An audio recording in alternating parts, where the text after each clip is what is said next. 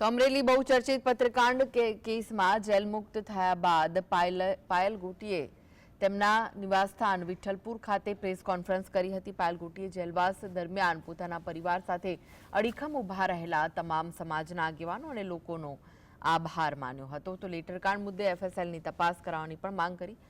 પત્રને લઈ એફએસએલમાં મોકલવામાં આવે તો સત્ય બહાર આવી જશે। બીજી તરફ પાયલ ગુટીએ પોલીસને મને માર માર્યો હોવાનો પણ આક્ષેપ કર્યો। આ ઉપરાંત કૌશિક વેકરિયાને 3 પેજનો પત્ર લખી ન્યાયની માંગ કરી। પાયલ ગુટી તેના પર લાગેલા તમામ આક્ષેપો ખોટા હોવાનું પણ જણાવ્યું। તેને વધુમાં કહ્યું કે મારું જાહેરમાં સરઘસ કાઢીને અપમાન કર્યું, જેથી મારા ભવિષ્ય માટે મને ન્યાય મળે એટલે મુખ્યમંત્રી અને કૌશિક વેકરિયાને અપીલ કરી।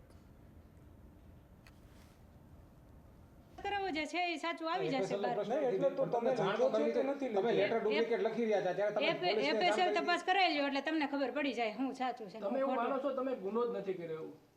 હા, મેં ગુનો કર્યો જ નથી। મારી જે ઇજ્જત અને આબરૂનો વરઘોડો કાઢ્યો છે એમાં જે મારી હારે જેણે ખરાબ વર્તન કર્યું છે કે મને ટોર્ચર કર્યું છે કે મને મારી છે એના પ્રત્યે જે લોકોનો પોલીસ વાળા એક જ અપેક્ષા છે કે મારી સાથે જે થયું ને એ આગળ જતા કોઈ પણ સમાજની દીકરી હોય એની સાથે ક્યારેય થવું ન જોઈએ।